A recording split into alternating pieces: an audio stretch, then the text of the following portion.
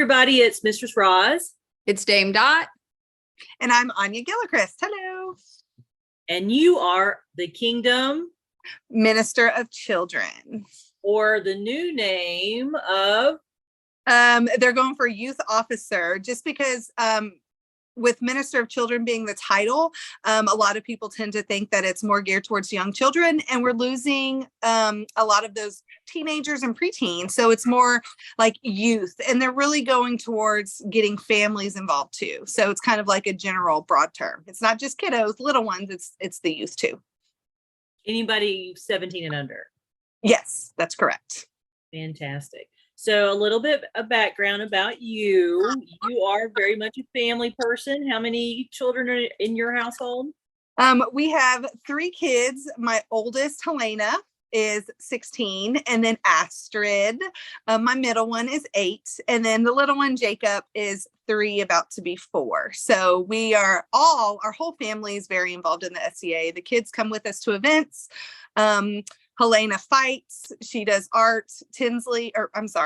Astrid, she just loves to play and be around people. And then Jacob is starting to get interested in fighting, and he has a few foam boffer weapons. I think he has an axe that he made at Athenium that he's pretty excited to hit things with. Well, and Astrid did that short video for us at doing Glenavon stuff. Remember in Aunt Stuart last year? That's like one of my favorite videos. That's over on Instagram. So she's check it out, like and subscribe. Yeah, so, get that plug in. Yeah. Is that what got you into being the Minister of Children? Yes. So my friend, Mistress Jory, was the current Kingdom Minister of Children, and I had helped her with a couple of events because she lived not far from us. So I think I helped her with Crown List and stuff at Slay the Dragon and a couple other things. And since we have kids, they always wanted to go to the kids' activities. And I really wanted to be able to get involved in a way that kept my kids interested and hopefully keep other kids interested too. Mundanely, I'm a teacher. So I've taught for 18, almost 19 years. And so kids have always kind of been my passion, and just teaching them and reaching out to them and getting them involved. Plus, the kids are the future of our society. And if we can't keep them interested with fun, engaging things, then, when they get older, we might lose them. So SCA has babysitting. Is that the way we should think about that? No, the MOC, nope. I am not a babysitter. I was a certified babysitter as a kid, but not anymore. So the MOC office really is just a way. We have local MOCs. They're all individuals that are background checked and approved to work with children.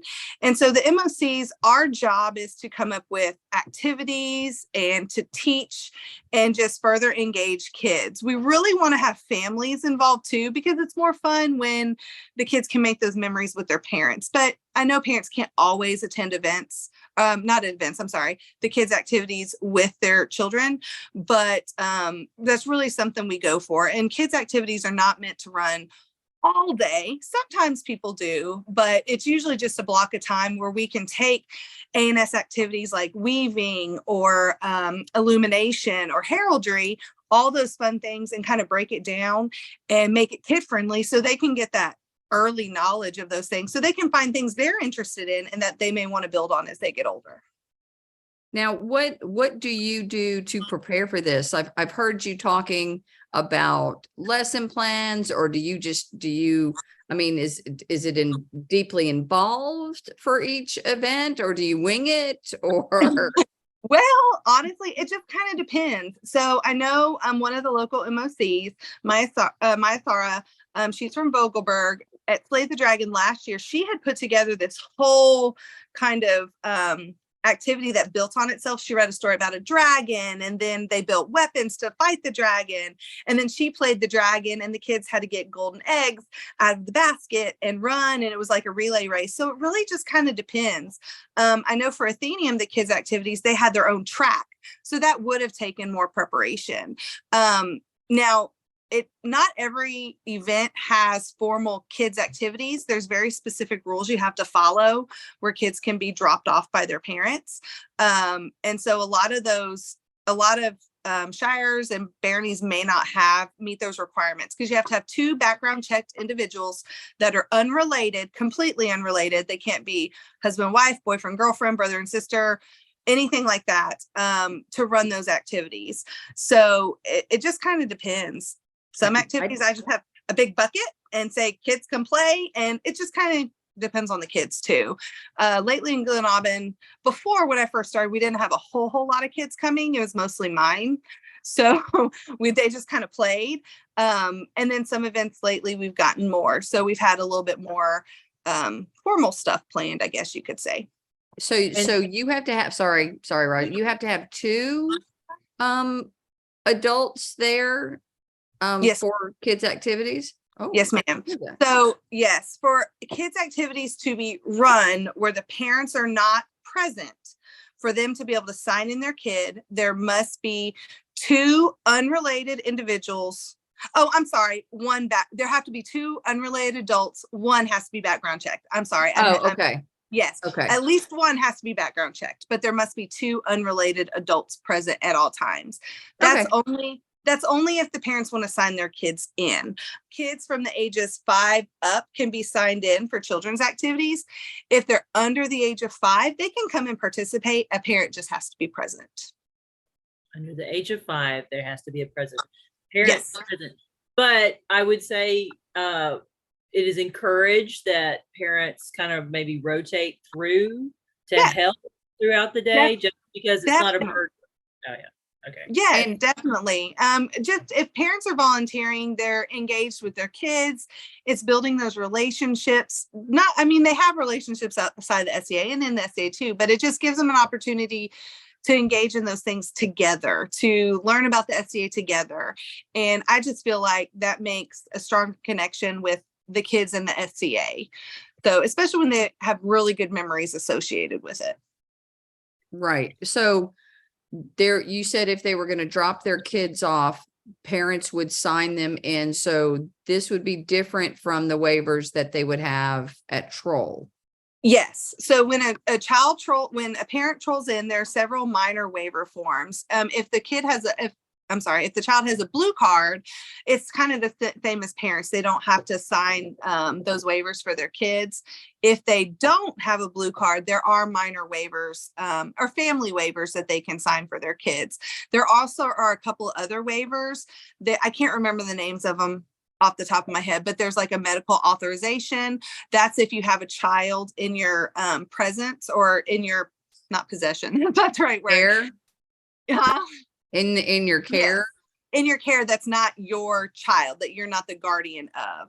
So that just gives those people the right to perform or do any medical, I guess, interventions necessary when the parent's not around. There's also, I think it's a not consent to participate, but it's another form you fill out.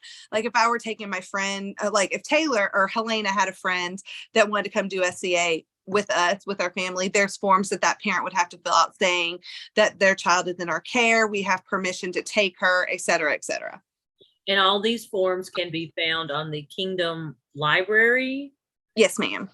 Okay. Under Minister or I think some of them are under Minister of Children, but they actually might be under the sheriff.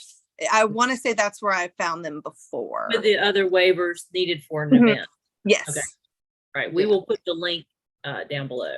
Okay, perfect. And since we're talking about kind of the legal part, what are some rules? We're going to step away a little bit from the MOC, but what are some rules that parents need to be aware of when they bring children to events? What are some things that that they should be aware of? Oh, okay. So this is society law. It's not Glen Aubin or anything like that. And it's a safety thing. So when you're at an event, any child under the age of, I think it's 13, must, and I can double check that, must be within eyeshot or earshot of their parents at all times. If you can see your child and communicate with them and say, hey, hey, so-and-so, come back, and they can come back. I know that's kind of subjective, but they have to be within eyeshot or earshot of you at all times. You cannot leave and go into a building, or leave a building and leave your child inside, or like your cabin, You can't leave your kids sleeping in a cabin and go out to prepare for fighting. They have to get up and come with you. It's just a safety issue. Just our kids are precious and they're important to all of us. And if you are not with your kid or can't see your kid, you don't know what could be happening. They could get hurt. They could fall out of a bunk. I mean, it's just a safety thing. It's a really, really big deal. And it's something to be very conscientious about when you bring your kids. And it's not saying anything bad would happen. It's just to protect them. Right. Okay. I'm glad my child's now over the legal age, and I know. Sorry. Speaking of that, so in the instance of our family, my oldest Helena is 16. Because she's over the age of 15, my middle child, Astrid, can go places with her sister because she's over 15. So that's kind of not a loophole, but if you have a child in your family that is over 15, they can be responsible for the younger siblings if you're okay with that. So like I've had events where Helena has taken Astrid to the bathroom, or, taken her to go get food or run her back to the cabin to get things for me. And that instance is okay. But, she wants to have fun too. So I don't do that to her too often. Teenager. Yeah, she's a teenager. She wants to have fun. She's not my built-in babysitter. I try to give her a little bit of freedom to have fun and you are not Glen Aubyn's built-in babysitter. No, ma'am, I'm not. I love kids, but no. And well, let's talk about that for a second. As the Kingdom officer, your goals then is to make sure we have trained youth officers throughout the Kingdom. So so it doesn't necessarily just fall to you, that you're kind of responsible for the training of them and making sure rules are being followed. Yes. Right. And that's something I know we talked about kind of doing. Some other kingdoms, I know Anstiora, I talked to their Minister of Children right after BAM. And I know in Anstiora, their local officers are required to go through an online training where they go over the rules, like the 2 adults, background checks, all this stuff, just so they can say they've had that training. Just because, like we've said before, these are our kids. These are our pride and joy. They're our hearts. They're our souls. And you want to make sure the people you're leaving your kids with know everything that they're supposed to know. So I know that's something we've talked about doing, is having an online class for our youth officers to go through. And I think that's something we're looking at doing soon. Yes, we have discussed some of that. Yes. Yes. Stay tuned. Yes. So speaking of that, then continuing down this path of to foster training and find more youth officers. So how does one become a youth officer for their local group? Okay, so if a local group is in need of a youth officer, they can reach out, they can touch base with their seneschal, and just kind of, I would say, go through that route. And then they can contact me, or I think it's me. And then there's a process that I'm like, wait, it would be me. And they can we can make sure they get background checked. That's a new process. So I'm not 100% sure of the new processes for background checks because it just changed recently, but we would have to get them background checked. I would like for them to go through the online class that we're going to have soon, and then get them warranted. So, and that way that we just know that they've gone through the training they need to do, they know the rules, and they know how to run the kids' activities. Okay. All right. So if go ahead. Okay. Okay. So if an event, if you were hosting an event and you were interested in having children's activities, but you didn't have a local youth pastor youth officer, could they contact you, or do you contact the groups of the events that you're going to? How does that work out where you arrange for kids activities? Okay, so kingdom level events, coronation, crown list, things like that. I typically reach out to the autocrat to see if they're interested, if they have someone running kids activities. And if they do, awesome. And then I ask if they need support. And if they don't have anyone running specific kids activities, then I usually will offer to help them run them, just because it's a kingdom level event and we want to have all of our bases covered. Now, this last crown list, we fought in it, so I didn't run kids activities just because I had other stuff going on. But typically kingdom level events, I will try to make sure that some sort of kids activities are happening. For local events, it can really be, so there's a couple things they can do. They can, if they have anyone in their area or in their, they don't have to have a MOC necessarily. It's best practice, but they can contact anyone that has a background check. As long as they have those 2 adults, they can run kids activities. They have to have the sign in and out sheet. And then there is an event reporting form. It's a Google form. I made one of those for our MOCs to fill out, and it compiles all the information in a spreadsheet. Just how many kids were there, what did you do, what time were kids activities, etc. Just for some data collection and just so we have some information. And also on that form, it has, were there any accidents or anything happened? And then if you say yes, then it goes to a different type of thing to fill out. But really, you want to have an MOC running your activities. If they want to have activities, they can always reach out to me and I would be happy to try to help them coordinate. And if I'm going to the event, I would be happy to help too. I know there's been a few events where I think it was fall coronation, the one in Arkansas. We had a gentle running kids activities who wasn't background checked, or she wanted to. So I stepped in as the background checked individual to make sure that we had those parameters covered, and she had kids activities that way. So I'm always happy to help any way possible to make sure the kids have stuff to do. But All right, background so check is key. Yes, we'll you definitely have put- to have a background check. Someone has to be background checked. So I'm going to change tracks a little bit here Okay. and ask you, what are some good activities that can be had for children and teens? Okay. What are some, just off the top of your head, just for different ages, what do you think some good stuff that you would like to see maybe expanding at events for kids activities?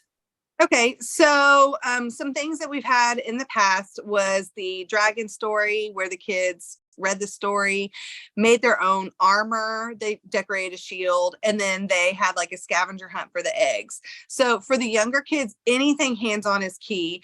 One event, we read the book Dragons Love Tacos. And then we made slime, but it was dragon spit. So we made slime, and then we made a snack with Oreos and like Red Hots and green colored coconut to make tacos, like Oreo tacos. So anything hands-on like that, kids love. We've played memory with the heraldic colors before, red is ghouls. Instead of matching red and red, they would match red and ghouls. So they learn those heraldic colors. Anything like that. And sometimes they just love to build and play. So I know I have a big tub of Legos I typically bring to events, and sometimes they don't want to do anything structured. They just want to play together. So that's okay too. It's really just about having them engaged with other kids and enjoying the SCA and just having fun. Now for the older kids, a lot of older kids get involved in youth combat, which, we do have a youth combat marshal now for our kingdom, so they can get involved that way. So like I know at Gulf Wars, Mistress Jory started something called, oh gosh, it slipped my mind. I can't remember what it's called, but it was basically after the children's activities or the kids' activities were done in the morning, it was a place for teenagers to hang out. And a lot of them would play just board games. They would just sit and talk and visit. So a lot of our older kids just want to connect with others their age and just kind of make friends. So as far as the older kids, just giving them a safe space to hang out would be a good thing too. So somehow it made me think about if they were going to ever bring back the Gnome World Teen Party at Gulf Wars, right. But that's not your plate. But I just thought about that and how cool that was when they used to do that back in. It was just, I have heard somewhere down the line that they are working on something like that. I heard it like last week. I can't give any specific details because I wasn't paying that, and I don't want to put out information that's not true. But I do think that there is something on the pipeline or in the pipeline. Right. whatever I that was going to phrase is. say, I think there's attempts to see about organizing that again. I don't, like you said, I don't know details either, but I've kind of heard whispers here and there that they're trying to get that started again. So Gnome World youth officers. yeah. Get involved at Gulf Wars. Yeah. There Oh, you it's go. called, sorry, at Gulf Wars, it's called the Crow's Nest. That's what it's Yeah. called. That's what Mistress Joy started. And That's that was right. for the teenagers. Yeah. Sorry, I couldn't think of it. Well, All right. I was gonna Um, say, okay, best part. What's the best part for you of being a youth officer? Oh my gosh, the best part, probably seeing kids get awards. We do have youth awards. Oh, that's something else I can talk about. I love seeing people get awards. That's my favorite, one of my favorite things. When I've served as entourage and got to stand in court, watching people's faces, but there's something about seeing a youth get a service award or a award for art or just an award for, sorry, here, one of my kids is approaching. Go. So there's 3 awards that youth can get. There's the combatant lamb, the Order of the Lamb, and I think it's the Silver Lamb. So Silver Lamb is arts. Kids can get awards for arts and sciences. The Order of the Lamb, I believe, is just for service, for helping at events and serving and doing things that they can do. And then the combatant lamb is obviously for combat. But kids can do things, they can help, they want to do things. And we have so many youth across our kingdom that do stuff. So I'm going to put in a plug, write awards for your kids, not your personal kids, but write awards for kids. If you see a child helping or carrying luggage or serving at feast or serving tea or, think about that because they deserve to be recognized too. I think that's one of the nicest things that we do at feasts is that we encourage tweens and teens to serve to walk around with the tea and the water and stuff. It's really nice. Right. So helpful. And it teaches so many things about being courteous and kind and helpful. It's just a really great thing. Okay. So now the flip side is, what's the toughest or worst part of your job? Toughest or worst part of my job. Golly, man, way to put me on the spot. So it's super positive though. So, I mean, I think that's a good thing if you can't think of anything. So I've had people be upset with me before because we didn't have kids activities all day. And I was like, sorry, I'm also a mom and my children have to take naps and stuff. So, I do have, I'm more than happy to do activities and play with the kids and teach and do all those things. But at some point, they need to go back to their parents so they can spend time with them as well. And that is also a chance for them to learn and do things too. Because, you learn by observing. And so when you're with your parents on the sideline of a tournament or things like that, you get to see that pageantry and that chivalry and all those things that make it magical. And when kids' activities are off on the side, a lot of times they miss that fun stuff. I will say at Crown List, the last one we had when their Highnesses Brennan and Wolf won, there were a lot of kids involved. I know our kids processed with us, Helena processed with you, I believe. And then I know Sir Gillis had his son and just there were a lot of kids there, and having them involved in that stuff makes my heart really, really happy. So I don't think they should just be pigeonholed in a corner. They need to be out involved in learning and doing. And I know we actually have a lot of friends in Anstiora that have kids that come over to our events because there are so many kids and the kids are encouraged to be involved. So, and I don't know if I answered a wonderful job at that. You were doing a wonderful job. I've seen an uptake on the kids stuff at almost every event where the kids have done something and presented fighters with what they've made or have done. I've seen just packs of kids. That was one of my favorite things to do. It was at Chico State Park and it was, what was that? Was that Swamp Romp? Yes. Maybe. I was doing activities I'm like, for I don't remember yesterday and I went to an event. That was probably one of my most favorite things we did. We stamped belt tokens for fighters. We put together little care packages of, I think it was like a pack of individually packed oranges. We put waters, snacks like that. We put them in paper sacks, and then the kids delivered them to all the fighters who were fighting. So we got to do some arts. We got to do some service, and it was very well received. And that one was a lot of fun. Now it was hard trying to keep all those kids wrangled, because once we got to the field, they're like, let's go. Yeah, but it was fun, and a lot of people commented that they really enjoyed that. So I thought that was a really fun activity. That was one of my favorite things we've done. it was good. So yeah. All right. Sorry. I think we're Running trail. coming to the end here. So I think you have something special you I wanted to do, add? because we like to end on something a little different. Okay. So our little thing different today is, what would be 5 things you would want on a desert island? And I'm going to put in a thing that it can't really be people. So I can't bring my family. It can't be 5 people. Oh, that sounds like a So- vacation. Well, Sorry, did I say that out loud? Sorry, honey. I love you. I love my kids. And they know that. But well, see, we watch a lot of Survivor in our house. Mhm. So I'm gonna say like a knife or a machete. That's one. Flint, so I can make fire. Water purifier, so I can drink water and not die. A water bottle, a reusable water bottle to store that water in, because where are you going to keep it? And then, does the Harry Potter book series count as one, or is that set? I will grant you 1. Okay, Mine's in like a serious. box set, the whole box. So I think that's one. Yeah, I would Okay. count it as 1. Yeah, box Personally. set, the whole box set. Because I mean, if I'm on a desert island, there should be food there somewhere, right? I can You would, fish. you would, I you don't would need to think bring so. food. Yeah. I don't need to bring food. All right, Mr. Shiraz. Oh, okay. So this is going to sound very similar. I wrote, took some notes, and I said, knife, a fire starter, rope, a metal water container, and maybe a life straw or something.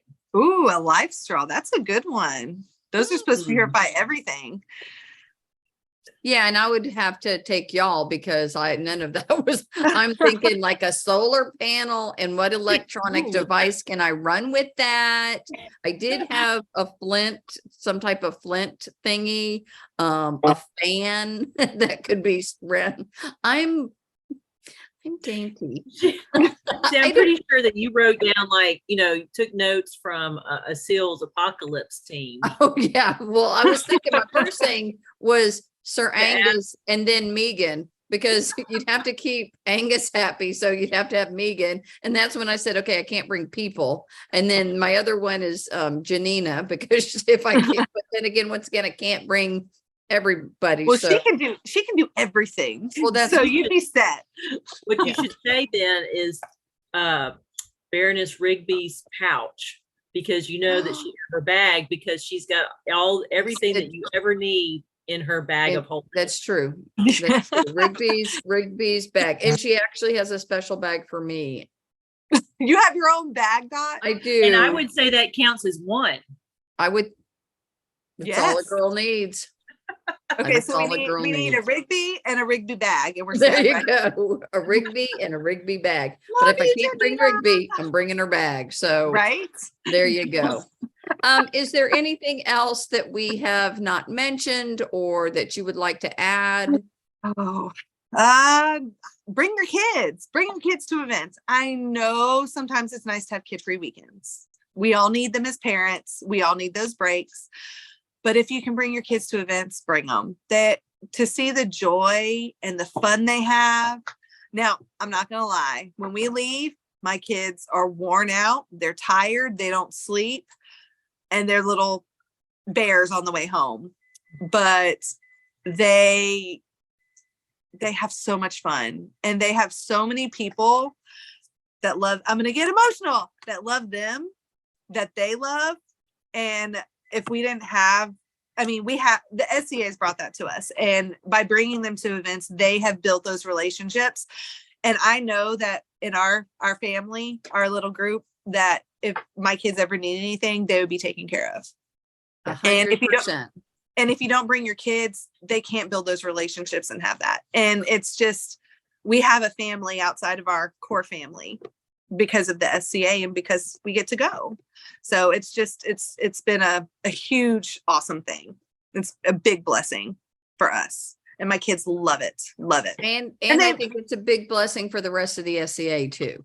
I mean, children add a whole nother level to it when you see that excitement, and Yes. me as a person, get to meet young people and have that connection and see their bright shining faces. Because if you're having a bad day or whatever happens on the field, when a little bright shining face comes up, when a little Jacob comes up and is With brings his you little a dimples. pickle or something, then you're Yeah. like, Well, and